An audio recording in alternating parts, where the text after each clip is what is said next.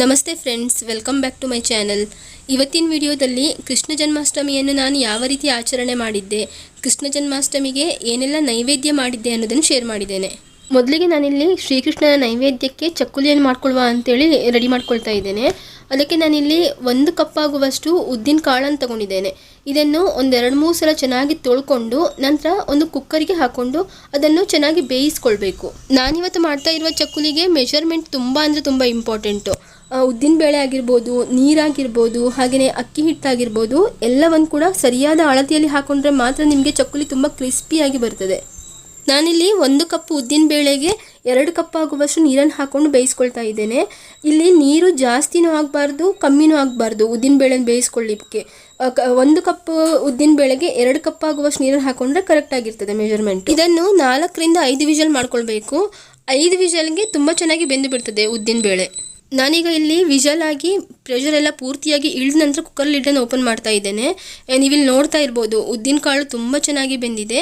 ಈ ರೀತಿ ಇಷ್ಟು ಸಾಫ್ಟಾಗಿ ಬೆಂದಿರಬೇಕು ಉದ್ದಿನ ಕಾಳು. ಇದು ಪೂರ್ತಿಯಾಗಿ ತಣ್ಣಗಾದ ನಂತರ ಒಂದು ಮಿಕ್ಸಿ ಜಾರಿಗೆ ಹಾಕ್ಕೊಂಡು ನುಣ್ಣಗೆ ರುಬ್ಕೊಳ್ಬೇಕು. ರುಬ್ಕೊಳ್ಳುವಾಗ ಕೂಡ ಅಷ್ಟೇ, ತುಂಬ ಜಾಸ್ತಿ ನೀರನ್ನು ಹಾಕ್ಕೊಳ್ಳಿಕ್ಕೆ ಹೋಗಬೇಡಿ. ನಾನಿಲ್ಲಿ 1 ಕಪ್ ಆಗುವಷ್ಟು ಉದ್ದಿನಬೇಳೆ ತೊಗೊಂಡಿದ್ದೇನಲ್ವಾ, ಅದಕ್ಕೆ ಅರ್ಧದಿಂದ 3/4 ಕಪ್ ಆಗುವಷ್ಟು ನೀರನ್ನು ಮಾತ್ರ ಹಾಕೊಂಡು ರುಬ್ಕೊಳ್ಬೇಕು.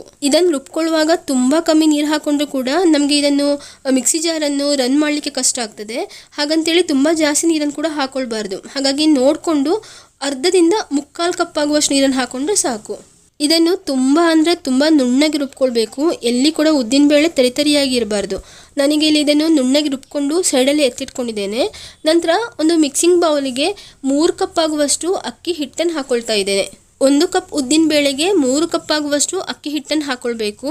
ಅಂದರೆ 1:3 ರೇಷಿಯೋದಲ್ಲಿ ಅಕ್ಕಿ ಹಿಟ್ಟು ಮತ್ತು ಉದ್ದಿನ ಬೇಳೆನ ತಗೊಳ್ಬೇಕು. ಉದ್ದಿನ ಬೇಳೆ 1 ಕಪ್ ಆದರೆ ಅಕ್ಕಿ ಹಿಟ್ಟು 3 ಕಪ್ಪು. ಹಾಗೆಯೇ ಇದಕ್ಕೆ 1 ಸ್ಪೂನ್ ಆಗುವಷ್ಟು ಅಜ್ವೈನ್ ಅಂದರೆ ಓಮತ್ ಕಾಳು, 1 ಸ್ಪೂನ್ ಆಗುವಷ್ಟು ಕಪ್ಪು ಎಳ್ಳು, ರುಚಿಗೆ ಬೇಕಾಗಿರುವಷ್ಟು ಉಪ್ಪು, 1/4 ಸ್ಪೂನ್ ಆಗುವಷ್ಟು ಇಂಗು, ಹಾಗೆಯೇ 3 ಸ್ಪೂನ್ ಆಗುವಷ್ಟು ಎಣ್ಣೆಯನ್ನು ನಾನಿಲ್ಲಿ ಬಿಸಿ ಮಾಡ್ಕೊಂಡು ಹಾಕ್ಕೊಂಡಿದ್ದೇನೆ. ಇದೆಲ್ಲವನ್ನು ಕೂಡ ಒಮ್ಮೆ ಸ್ಪೂನಲ್ಲಿ ಚೆನ್ನಾಗಿ ಮಿಕ್ಸ್ ಮಾಡ್ಕೊಳ್ಬೇಕು. ಕೈಯಲ್ಲಿ ಮಿಕ್ಸ್ ಮಾಡ್ಕೊಳ್ಳಿಕ್ಕೆ ಹೋಗಬೇಡಿ, ಯಾಕಂತಂದರೆ ಎಣ್ಣೆ ಬಿಸಿ ಬಿಸಿಯಾಗಿರ್ತದಲ್ವ. ಹಾಗಾಗಿ ಒಮ್ಮೆ ಸ್ಪೂನಲ್ಲಿ ಮಿಕ್ಸ್ ಮಾಡಿಕೊಂಡು ನಂತರ ಕೈಯಲ್ಲಿ ಮಿಕ್ಸ್ ಮಾಡ್ಕೊಳ್ಳಿ. ಈ ರೀತಿ ಬಿಸಿ ಬಿಸಿ ಎಣ್ಣೆಯನ್ನು ಹಿಟ್ಟಿಗೆ ಹಾಕೊಳ್ಳೋದ್ರಿಂದ ಚಕ್ಕುಲಿ ತುಂಬ ಕ್ರಿಸ್ಪಿಯಾಗಿ ಬರ್ತದೆ. ನಾನಿಲ್ಲಿ ಹಿಟ್ಟನ್ನೆಲ್ಲ ಚೆನ್ನಾಗಿ ಮಿಕ್ಸ್ ಮಾಡ್ಕೊಂಡಿದ್ದೇನೆ. ಕೈಯಲ್ಲಿ ಹಿಡ್ಕೊಳ್ಳುವಾಗ ನಾವು ಕೈಯಲ್ಲಿ ಹೀಗೆ ಮುಷ್ಟಿ ಕಟ್ಟುವಾಗ ಹಿಟ್ಟನ್ನು ಅದು ಉಂಡೆ ರೀತಿ ಬರಬೇಕು. ಹಾಗಿದ್ರೆ ಹಿಟ್ಟಿನ ಹದ ಕರೆಕ್ಟ್ ಆಗಿದೆ ಅಂತೇಳಿ ಅರ್ಥ. ನಂತರ ಇದಕ್ಕೆ ಆವಾಗಲೂ ರುಬ್ಕೊಂಡಿರೋ ಉದ್ದಿನ ಹಿಟ್ಟನ್ನು ಹಾಕ್ಕೊಂಡು ಚೆನ್ನಾಗಿ ಮಿಕ್ಸ್ ಮಾಡ್ಕೊಳ್ಬೇಕು. ಮಿಕ್ಸ್ ಮಾಡ್ಕೊಳ್ಳುವಾಗ ನೀರನ್ನು ಹಾಕ್ಕೊಳ್ಳಿಕ್ಕೆ ಹೋಗಬೇಡಿ. ಫಸ್ಟಿಗೆ ನೋಡಿಕೊಂಡು ನೀರನ್ನು ಹಾಕ್ಕೊಳ್ಳಿ. ಬೇಕಿದ್ದರೆ ಮಾತ್ರ ನೀರನ್ನು ಸೇರಿಸ್ಕೊಳ್ಬೇಕು. ಇಲ್ಲಾಂತಂದರೆ ಉದ್ದಿನ ಹಿಟ್ಟಲ್ಲೇ ಚಕ್ಕುಲಿ ಹಿಟ್ಟನ್ನು ಚೆನ್ನಾಗಿ ನಾದ್ಕೊಂಡ್ರೆ ಆಯಿತು. ನಾರ್ಮಲ್ ಆಗಿ ಚಕ್ಕುಲಿ ಹಿಟ್ಟು ಯಾವ ಹದದಲ್ಲಿ ಇರ್ತದೆ ಅದೇ ರೀತಿ ಇದನ್ನು ಕೂಡ ನಾದ್ಕೊಳ್ಬೇಕು. ನೋಡಿ, ಈ ರೀತಿ ತುಂಬ ಗಟ್ಟಿನೂ ಅಲ್ಲ, ತುಂಬ ತೆಳುವಾಗಿನೂ ಅಲ್ಲ, ಮೀಡಿಯಮ್ ಆಗಿ ಹಿಟ್ಟನ್ನು ಕಲಸಿಟ್ಕೊಂಡಿದ್ದೇನೆ. ಇದನ್ನೀಗ ಚಕ್ಕುಲಿ ಒರಳಲ್ಲಿ ಹಾಕ್ಕೊಂಡು ಚಕ್ಕುಲಿಯನ್ನು ಮಾಡ್ಕೊಳ್ಳೋದು ಅಷ್ಟೇ. ಈ ಚಕ್ಕುಲಿಯನ್ನು ತುಂಬ ಅಂದರೆ ತುಂಬ ವಿಧಾನದಲ್ಲಿ ಮಾಡ್ಬೋದು. ನಮ್ಮೂರ ಕಡೆ ಅಥೆಂಟಿಕ್ ಮೆಥಡ್ ಅಂತಂದರೆ ಅಕ್ಕಿಯನ್ನು ನೆನೆಸಿ ಅದನ್ನು ರುಬ್ಬಿ ಅದಕ್ಕೆ ಉದ್ದಿನ ಹಿಟ್ಟನ್ನು ರೆಡಿ ಮಾಡಿಕೊಂಡು ಹಾಕಿ ಅದರಿಂದ ಚಕ್ಕುಲಿಯನ್ನು ಮಾಡ್ತಾರೆ. ಆದರೆ ಈ ರೀತಿ ಉದ್ದಿನ ಬೇಳೆಯನ್ನು ಬೇಯಿಸ್ಕೊಂಡು ಮಾಡೋದು, ಚಕ್ಕುಲಿಯನ್ನು ಮಾಡೋದು ತುಂಬ ಅಂದರೆ ತುಂಬ ಸುಲಭ ವಿಧಾನ. ಚಕ್ಕುಲಿ ಹಿಟ್ಟನ್ನು ಸರಿಯಾದ ಹದದಲ್ಲಿ ಕಲಸಿಟ್ಕೊಂಡ್ರೆ ಎಲ್ಲ ಚಕ್ಕುಲಿ ಕೂಡ ಪರ್ಫೆಕ್ಟಾಗಿ ತುಂಬ ಕ್ರಿಸ್ಪಿಯಾಗಿಯೇ ಬರ್ತದೆ. ಈ ರೀತಿ ಚಕ್ಕುಲಿಯನ್ನು ಒತ್ಕೊಂಡ ನಂತರ ಅದರ ಸೈಡ್ಸನ್ನು ಒಮ್ಮೆ ಪ್ರೆಸ್ ಮಾಡಿ, ಇಲ್ಲಾಂತಂದರೆ ಅದನ್ನು ಎಣ್ಣೆಗೆ ಹಾಕುವಾಗ ಬಿಟ್ಕೊಂಡು ಬಿಡ್ತದೆ. ಹಾಗಾಗಿ ನಾನಿಲ್ಲಿ ಒಂದ್ಸಲ ಎಣ್ಣೆಗೆ ಹಾಕಲಿಕ್ಕೆ ಎಷ್ಟು ಚಕ್ಕುಲಿ ಬೇಕು ಅಷ್ಟು ಚಕ್ಕುಲಿಯನ್ನು ಒತ್ತಿಟ್ಕೊಂಡಿದ್ದೇನೆ. ಹಾಗೆಯೇ ಆ ಕಡೆ ಗ್ಯಾಸಲ್ಲಿ ಎಣ್ಣೆಯನ್ನು ಕೂಡ ಬಿಸಿ ಮಾಡಲಿಕ್ಕೆ ಇಟ್ಟಿದ್ದೇನೆ. ಎಣ್ಣೆ ಚೆನ್ನಾಗಿ ಕಾದ ನಂತರ ಅದಕ್ಕೆ ಒಂದೊಂದೇ ಚಕ್ಕುಲಿಯನ್ನು ಹಾಕಿ ಎಲ್ಲವನ್ನು ಕೂಡ ಚೆನ್ನಾಗಿ ಕಾಯಿಸ್ಕೊಳ್ಬೇಕು. ಚಕ್ಕುಲಿಯನ್ನು ಎಣ್ಣೆಗೆ ಹಾಕಿದ ಕೂಡಲೇ ಮಗ್ಚಿ ಹಾಕ್ಲಿಕ್ಕೆ ಹೋಗಬಾರ್ದು. ಸ್ವಲ್ಪ ಹೊತ್ತಾದ ನಂತರ ಮಗ್ಚಿ ಹಾಕಬೇಕು. ಯಾಕಂತಂದರೆ ಎಣ್ಣೆಗೆ ಹಾಕಿದ ಕೂಡಲೇ ನಾವು ಮಗ್ಚಿ ಹಾಕಿದರೆ ಚಕ್ಕುಲಿ ಎಲ್ಲ ಮುರಿದು ಹೋಗುವ ಚಾನ್ಸಸ್ ಇರ್ತದೆ. ಹಾಗಾಗಿ ಎಣ್ಣೆಯಲ್ಲಿರುವ ನೊರೆ ಸ್ವಲ್ಪ ಕಮ್ಮಿಯಾದ ನಂತರ ಮಗ್ಚಿ ಹಾಕಿದರೆ ಸಾಕು. ಹಾಗೆಯೇ ಚಕ್ಕುಲಿಯನ್ನು ಕಾಯಿಸ್ಕೊಳ್ಳುವಾಗ ಉರಿಯನ್ನು ಮೀಡಿಯಂ ಫ್ಲೇಮಲ್ಲಿ ಇಟ್ಕೊಳ್ಳಿ. ಫಸ್ಟ್ ಟೈಮ್ ಚಕ್ಕುಲಿಯನ್ನು ಮಾಡುವವರು ಈ ರೀತಿ ರೆಸಿಪಿಯನ್ನೊಮ್ಮೆ ಟ್ರೈ ಮಾಡಿ ನೋಡಿ. ಎಲ್ಲಿ ಕೂಡ ಹರಿದು ಹೋಗೋದಿಲ್ಲ, ಮುರಿದು ಹೋಗೋದಿಲ್ಲ. ಎಲ್ಲ ಚಕ್ಕುಲಿ ಕೂಡ ತುಂಬ ಚೆನ್ನಾಗಿ ತುಂಬ ಕ್ರಿಸ್ಪಿಯಾಗಿ ಬರ್ತದೆ. ನಾನಿಲ್ಲಿ ಚಕ್ಕುಲಿ ಎಲ್ಲ ಚೆನ್ನಾಗಿ ಕಾದು ಗೋಲ್ಡನ್ ಕಲರ್ ಬಂದ ಅಂತ ತೆಗೆದಿಟ್ಕೊಂಡಿದ್ದೇನೆ. ನೀವಿಲ್ಲಿ ನೋಡ್ತಾ ಇರ್ಬೋದು ಎಷ್ಟು ಚೆನ್ನಾಗಿ ಬಂದಿದೆ ಅಂತೇಳಿ ಚಕ್ಕುಲಿ. ಹಾಗೆಯೇ ತುಂಬ ಕ್ರಿಸ್ಪಿಯಾಗಿ ಕೂಡ ಬಂದಿದೆ. ಒಮ್ಮೆ ಈ ರೀತಿ ಚಕ್ಕುಲಿ ರೆಸಿಪಿಯನ್ನು ಟ್ರೈ ಮಾಡಿ ನೋಡಿ. ಚಕ್ಕುಲಿ ಮಾಡಿದ ನಂತರ ನಾನಿಲ್ಲಿ ಅಷ್ಟಮಿ ಉಂಡೆ ಮಾಡ್ಲಿಕ್ಕೆ ಅಂತೇಳಿ ರೆಡಿ ಮಾಡ್ಕೊಳ್ತಾ ಇದ್ದೇನೆ. ಅಷ್ಟಮಿ ಉಂಡೆಯನ್ನು ನಾನು ಯಾವಾಗಲೂ ಹೆಸರು ಕಾಳು ಮತ್ತು ಕಡಲೆಕಾಳಿನಲ್ಲೇ ಮಾಡೋದು. ನಾನಿಲ್ಲಿ 1 ಕಪ್ ಆಗುವಷ್ಟು ಹೆಸರು ಕಾಳು ಹಾಗೆಯೇ ಅರ್ಧ ಕಪ್ ಆಗುವಷ್ಟು ಕಡಲೆಕಾಳನ್ನು ತಗೊಂಡಿದ್ದೇನೆ. ಇಲ್ಲಿ ಕಡಲೆಕಾಳು ಮತ್ತು ಹೆಸರು ಕಾಳನ್ನು ಇಷ್ಟೇ ಪ್ರಮಾಣದಲ್ಲಿ ತಗೊಳ್ಬೇಕು ಅಂತೇಳಿ ಏನೂ ಇಲ್ಲ. ನಿಮಗೆ ಯಾವ ಫ್ಲೇವರ್ ಇಷ್ಟ ಆಗ್ತದೆ ಆ ಫ್ಲೇವರ್, ಅಂದರೆ ನಿಮಗೆ ಹೆಸರು ಕಾಳಿನ ಫ್ಲೇವರ್ ಜಾಸ್ತಿ ಇಷ್ಟ ಆಗೋದು ಹೇಳಿದರೆ ನೀವು ಹೆಸರು ಕಾಳನ್ನೇ ಜಾಸ್ತಿಯಾಗಿ ತಗೊಳ್ಳಿ, ಅಥವಾ ಕಡಲೆಕಾಳಿನ ಫ್ಲೇವರ್ ಜಾಸ್ತಿ ಇಷ್ಟ ಆಗ್ತದೆ ಅಂತ ಹೇಳಿದರೆ ಕಡಲೆಕಾಳನ್ನೇ ಜಾಸ್ತಿಯಾಗಿ ತಗೊಳ್ಳಿ. ಈಗ ಉಂಡೆ ಮಾಡಲಿಕ್ಕೆ ಮೊದಲಿಗೆ ಈ ಕಾಳುಗಳನ್ನು ಹುರಿದುಕೊಳ್ಬೇಕು.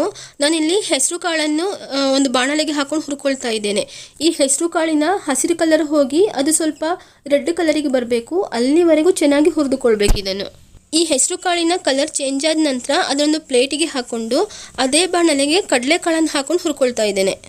ಈ ಕಾಳುಗಳನ್ನೆಲ್ಲ ಹುರ್ಕೊಳ್ಳುವಾಗ ಗ್ಯಾಸ್ ಉರಿಯನ್ನು ಯಾವಾಗಲೂ ಮೀಡಿಯಮ್ ಅಥವಾ ಲೋ ಫ್ಲೇಮಲ್ಲೇ ಇಟ್ಕೊಂಡು ಹುರ್ಕೊಳ್ಬೇಕು.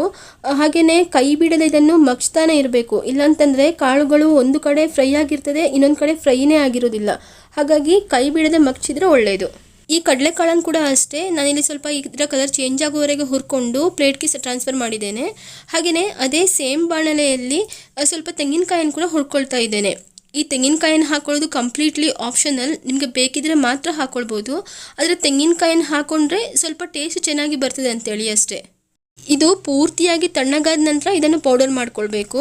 ನಾನಿಲ್ಲಿ ಹೆಸರು ಕಾಳು, ಕಡಲೆಕಾಳು ಹಾಗೆಯೇ ತೆಂಗಿನಕಾಯಿ ಎಲ್ಲವನ್ನು ಕೂಡ ಒಟ್ಟಿಗೆ ಹಾಕ್ಕೊಂಡು ಮಿಕ್ಸಿ ಮಾಡ್ಕೊಳ್ತಾ ಇದ್ದೇನೆ. ಸಾಮಾನ್ಯವಾಗಿ ಕಾಳುಗಳೆಲ್ಲ ತುಂಬ ಬೇಗನೆ ನುಣ್ಣಗಾಗೋದಿಲ್ಲ, ಪೌಡರ್ ಆಗೋದಿಲ್ಲ. ನಿಮಗೆ ಎಷ್ಟು ಸಾಧ್ಯ ಆಗ್ತದೆ ಅಷ್ಟು ನುಣ್ಣಗೆ ಮಾಡ್ಕೊಳ್ಳಿ. ಸ್ವಲ್ಪ ತರಿತರಿಯಾಗಿದ್ದರೂ ಏನೂ ತೊಂದರೆ ಇಲ್ಲ, ಆದರೆ ಸಾಧ್ಯವಾದಷ್ಟು ಪೌಡ್ರ್ ಮಾಡ್ಕೊಳ್ಳಿ. ನಾನೀಗ ಇಲ್ಲಿ ಇದನ್ನು ನುಣ್ಣಗೆ ಪೌಡರ್ ಮಾಡಿಕೊಂಡು ಸೈಡಲ್ಲಿ ಎತ್ತಿಟ್ಕೊಂಡಿದ್ದೇನೆ. ಹಾಗೆಯೇ ಈ ಕಡೆ ಒಂದು ಬಾಣಲೆಗೆ 1 ಕಪ್ ಆಗುವಷ್ಟು ಬೆಲ್ಲ, 1/4 ಕಪ್ ಆಗುವಷ್ಟು ನೀರನ್ನು ಹಾಕ್ಕೊಂಡು ಬೆಲ್ಲವನ್ನು ಕರಗಿಸ್ಕೊಳ್ತಾ ಇದ್ದೇನೆ. ನಾನು ತಗೊಂಡಿರುವ ಹೆಸರು ಕಾಳು ಮತ್ತು ಕಡಲೆಕಾಳಿನ ಮೆಜರ್ಮೆಂಟಿಗೆ 1 ಕಪ್ ಬೆಲ್ಲ ಹಾಕ್ಕೊಂಡ್ರೆ ಸ್ವೀಟ್ ಕರೆಕ್ಟಾಗಿ ಬರ್ತದೆ. ನೀವು ಬೆಲ್ಲದ ಪ್ರಮಾಣವನ್ನು ಹೆಚ್ಚು ಕಮ್ಮಿ ಮಾಡ್ಕೊಳ್ಬೋದು. ನೀವು ಯಾವ ಮೆಜರ್ಮೆಂಟಲ್ಲಿ ಮಾಡಿದ್ದೀರಿ ಅದನ್ನು ನೋಡಿಕೊಂಡು ನೀವು ಬೆಲ್ಲವನ್ನು ಸೇರಿಸ್ಕೊಳ್ಳಿ. ನಾನಿಲ್ಲಿ ಬೆಲ್ಲ ಎಲ್ಲ ಕರಗಿದ ನಂತರ ಅದನ್ನೊಂದು ಸ್ಟ್ರೈನರಿಗೆ ಹಾಕೊಂಡು ಸೋಸ್ಕೊಂಡಿದ್ದೇನೆ, ಯಾಕಂದರೆ ಬೆಲ್ಲದಲ್ಲಿ ತುಂಬ ಕಸ ಇತ್ತು. ಹಾಗಾಗಿ ನಂತರ ಸೇಮ್ ಬಾಣಲೆಗೆ ಈ ಬೆಲ್ಲದ ನೀರನ್ನು ಹಾಕ್ಕೊಂಡು ಆವಾಗಲೇ ರೆಡಿ ಮಾಡ್ಕೊಂಡಿರುವ ಕಡಲೆಕಾಳು, ಹೆಸರು ಕಾಳಿನ ಪೌಡ್ರನ್ನು ಹಾಕ್ಕೊಂಡಿದ್ದೇನೆ ಇದಕ್ಕೆ.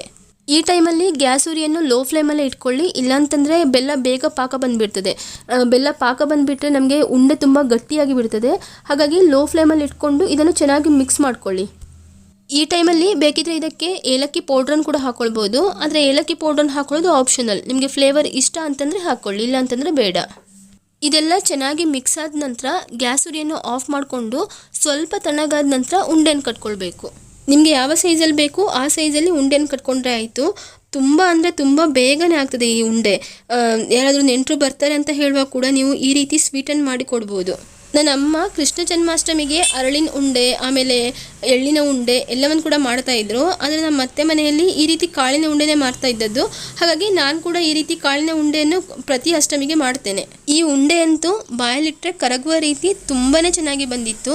ನೀವು ಕೂಡ ಈ ರೀತಿ ಕಾಳಿನ ಉಂಡೆನೊಮ್ಮೆ ಟ್ರೈ ಮಾಡಿ ನೋಡಿ. ಹಾಗೆಯೇ ಕೃಷ್ಣ ನೈವೇದ್ಯಕ್ಕೆ ರವೆ ಇಡ್ಲಿ ಮಾಡುವ ಅಂತೇಳಿ ಬೆಳಗ್ಗೆನೇ ಹಿಟ್ಟನ್ನು ರೆಡಿ ಮಾಡಿ ಇಟ್ಕೊಂಡಿದ್ದೆ. ಬೆಳಗ್ಗೆ ಸುಮಾರು ಒಂದು 7 ಗಂಟೆ ಅಷ್ಟೊತ್ತಿಗೆ ಹಿಟ್ಟನ್ನು ರುಬ್ಬಿಟ್ಕೊಂಡಿದ್ದೆ. ಈಗ ರಾತ್ರಿ 8 ಗಂಟೆ ಆಗಿದೆ. ಈಗ ನೀವೀಗಿಲ್ಲಿ ನೋಡ್ತಾ ಇರ್ಬೋದು, ಈ ಹಿಟ್ಟು ತುಂಬ ಚೆನ್ನಾಗಿ ಉಬ್ಕೊಂಡು ಬಂದಿದೆ. ನಾನಿಲ್ಲಿ ಉದ್ದಿನ ಹಿಟ್ಟಿಗೆ ರವೆನ ಹಾಕ್ಕೊಂಡಿರೋದ್ರಿಂದ ಹಿಟ್ಟು ಸ್ವಲ್ಪ ಗಟ್ಟಿಯಾಗಿತ್ತು. ಹಾಗಾಗಿ ನೀರನ್ನು ಸೇರಿಸ್ಕೊಂಡು ಇಡ್ಲಿ ಹಿಟ್ಟಿನ ಕನ್ಸಿಸ್ಟೆನ್ಸಿಗೆ ತಂದುಕೊಂಡಿದ್ದೇನೆ. ಈ ರವೆ ಇಡ್ಲಿಯನ್ನು ಮಾಡೋದು ತುಂಬ ಸುಲಭ. ನಾವು ನಾರ್ಮಲ್ ಆಗಿ ಅಕ್ಕಿಯನ್ನು ಸೇರಿಸ್ಕೊಂಡು ಯಾವ ರೀತಿ ಇಡ್ಲಿಯನ್ನು ಮಾಡ್ಕೊಳ್ತೇವೆ ಅದೇ ರೀತಿ ಮಾಡೋದು. ಅದರಲ್ಲಿ ಅಕ್ಕಿ ಬದಲು ರವೆಯನ್ನು ಸೇರಿಸ್ಕೊಂಡ್ರೆ ಆಯಿತು ಅಷ್ಟೇ. ನಾನಿಲ್ಲಿ 3/4 ಕಪ್ ಆಗುವಷ್ಟು ಉದ್ದಿನ ಬೇಳೆಗೆ 3 ಕಪ್ ಆಗುವಷ್ಟು ಉಪ್ಪಿಟ್ಟು ರವೆ ಬರ್ತದಲ್ವ ಅದನ್ನು ಹಾಕ್ಕೊಂಡಿದ್ದೇನೆ. ಹಾಗೆಯೇ ರುಬ್ಕೊಳ್ಳುವಾಗ ಸ್ವಲ್ಪ ಸಾಬಕ್ಕಿಯನ್ನು, ಅಂದರೆ ಒಂದು 2 ಸ್ಪೂನ್ ಆಗುವಷ್ಟು ಸಾಬಕ್ಕಿಯನ್ನು ಕೂಡ ಹಾಕ್ಕೊಂಡು ರುಬ್ಕೊಂಡಿದ್ದೇನೆ. ಈ ಹಿಟ್ಟನ್ನು ಇಡ್ಲಿ ತಟ್ಟೆಗೆ ಹಾಕ್ಕೊಂಡು 10 ನಿಮಿಷ ಬೇಯಿಸ್ಕೊಂಡ್ರೆ ಸಾಕು. ರವೆ ಅಲ್ವಾ ಬೇಗ ಬೆಂದುಬಿಡ್ತದೆ. ನೀವಿಲ್ಲಿ ನೋಡ್ತಾ ಇರ್ಬೋದು ಎಷ್ಟು ಚೆನ್ನಾಗಿ ಬರ್ತಾ ಇದೆ ಅಂತೇಳಿ. ರವೆ ಇಡ್ಲಿ ತುಂಬ ಸಾಫ್ಟಾಗಿ ಬರ್ತದೆ. ನಾವು ಇದಕ್ಕೆ ಸಾಬಕ್ಕಿ ಎಲ್ಲ ಹಾಕೋದ್ರಿಂದ ತುಂಬ ಸಾಫ್ಟಾಗಿಯೇ ಬರ್ತದೆ ರವೆ ಇಡ್ಲಿ. ದೇವರ ನೈವೇದ್ಯಕ್ಕೆ ಇಡ್ಲಿ ದೋಸೆಯನ್ನೆಲ್ಲ ಇಡುವಾಗ ಹಾಗೆಯೇ ಇಡಬಾರ್ದು, ಅದರ ಮೇಲ್ಗಡೆ ಸ್ವಲ್ಪ ತುಪ್ಪವನ್ನು ಹಾಕಿ ನಂತರನೇ ಇಡಬೇಕು ಅಂತೇಳಿ ಹೇಳ್ತಾರೆ. ಹಾಗೆ ನಾನು ಇಡ್ಲಿಗೆ ಮೇಲ್ಗಡೆ ತುಪ್ಪವನ್ನು ಸಹ ಹಾಕಿದ್ದೇನೆ. ನನಗೆ ಇಲ್ಲಿ ರೆಡಿ ಮಾಡಿರುವ ಎಲ್ಲ ನೈವೇದ್ಯವನ್ನು ಒಂದು ತಟ್ಟೆಯಲ್ಲಿ ಇಟ್ಕೊಳ್ತಾ ಇದ್ದೇನೆ. ಉಂಡೆ, ಚಕ್ಕುಲಿ, ಸ್ವಲ್ಪ ಫ್ರೂಟ್ಸು, ಹಾಗೆಯೇ ಕೃಷ್ಣನಿಗೆ ಇಷ್ಟ ಅಂತೇಳಿ ಸ್ವಲ್ಪ ಸಿಹಿ ಅವಲಕ್ಕಿಯನ್ನು ಸಹ ಮಾಡಿದ್ದೆ. ನನ್ನ ಹಸ್ಬೆಂಡಿಗೆ ಇವತ್ತು ರಾತ್ರಿ ಆಫೀಸಲ್ಲಿ ಮೀಟಿಂಗ್ ಇದ್ದದ್ರಿಂದ ನಾನು ಪೂಜೆ ಮಾಡಲಿಕ್ಕಾಗಲ್ಲ, ನೀನೇ ಮಾಡು ಅಂತೇಳಿ ಹೇಳಿದರು. ಹಾಗಾಗಿ ಕೃಷ್ಣಾಷ್ಟಮಿ ಪೂಜೆಯನ್ನು ನಾನೇ ಮಾಡಿದ್ದೆ. ನನ್ನ ಹಸ್ಬೆಂಡ್ ಪೂಜೆ ಮಾಡುವ ರೀತಿಯೆಲ್ಲ ನನಗೆ ಪೂಜೆ ಮಾಡಲಿಕ್ಕೆ ಬರಲ್ಲ. ನನಗೆ ಯಾವ ರೀತಿ ಗೊತ್ತಿದೆ ಆ ರೀತಿ ನಾನು ಪೂಜೆ ಮಾಡಿದ್ದೇನೆ ಅಷ್ಟೇ. ನನ್ನ ಹಸ್ಬೆಂಡ್ ಆಗಿದ್ದರೆ ಕೃಷ್ಣನಿಗೆ ಅಭಿಷೇಕ ಎಲ್ಲ ಮಾಡಿ, ಆಮೇಲೆ ಹೂವಿಂದೆಲ್ಲ ಅಲಂಕಾರ ಮಾಡಿ ತುಂಬ ಚೆನ್ನಾಗಿ ಪೂಜೆ ಮಾಡ್ತಾಯಿದ್ರು. ಆದರೆ ಇವತ್ತು ಅವರಿಗೆ ಕೃಷ್ಣಾಷ್ಟಮಿ ಆಗಿದ್ದರೂ ಕೂಡ ಅವರಿಗೆ ಪೂಜೆ ಮಾಡಲಿಕ್ಕಾಗಿಲ್ಲ ಮೀಟಿಂಗ್ ಇದ್ದದ್ರಿಂದ. ಹಾಗಾಗಿ ನಾನೇ ಸಿಂಪಲ್ಲಾಗಿ ನೈವೇದ್ಯ ಎಲ್ಲ ಇಟ್ಟು ಹೂವೆಲ್ಲ ಇಟ್ಟು ಸಿಂಪಲ್ಲಾಗಿ ಪೂಜೆ ಮಾಡಿ ಮುಗಿಸಿದೆ. ನಾನು ಪೂಜೆ ಮಾಡುವ ಟೈಮಲ್ಲಿ ನನ್ನ ಮಗಳು 4 ಭಜನೆಯನ್ನು ಸಹ ಹೇಳಿದ್ಳು. ನಾವು ಈ ರೀತಿ ಮಕ್ಕಳನ್ನು ಸೇರಿಸ್ಕೊಂಡು ಪೂಜೆ ಮಾಡೋದ್ರಿಂದ ಅವರಲ್ಲಿ ಕೂಡ ಭಕ್ತಿ ಭಾವನೆ ಮೂಡ್ತದೆ. ಬೆಣ್ಣೆಯ ಕೊಡುವೆ ಕೈಯ ತೋರು, ಏಕಧ್ವನಿಯಳು ಕೊಳಲನೂರಿದ ಕೈಯ ತೋರು, ಆ ಕಾಳಿಂಗನ ಪಿಡಿದೆಳೆದಂತ ಕೈಯ ತೋರು, ಆಕಾಶದ ಚಂದ್ರನ ತೋರಿದ ಕೈಯ ತೋರೋ, ಕೃಷ್ಣ ಶ್ರೀಕಾಂತ ಗುರು ಪುರಂದರ ವಿಠಲನ ಕೈಯ ತೋರೋ. ಇದಾಗಿತ್ತು ನಮ್ಮ ಮನೆಯ ಕೃಷ್ಣಾಷ್ಟಮಿಯ ಸಿಂಪಲ್ ಪೂಜೆ ಹಾಗೂ ಅಡುಗೆ ರೆಸಿಪಿ. ಇವತ್ತಿನ ಈ ವಿಡಿಯೋ ನಿಮಗೆ ಇಷ್ಟ ಆಗಿದ್ರೆ ಪ್ಲೀಸ್ ಒಂದು ಲೈಕ್ ಕೊಡಿ, ಹಾಗೆ ನಿಮ್ಮ ಅನಿಸಿಕೆಗಳನ್ನು ಕಮೆಂಟಲ್ಲಿ ತಿಳಿಸಿ. ಸಿಗೋಣ ಮುಂದಿನ ವಿಡಿಯೋದಲ್ಲಿ. ಅಲ್ಲಿವರೆಗೆ ಧನ್ಯವಾದಗಳು.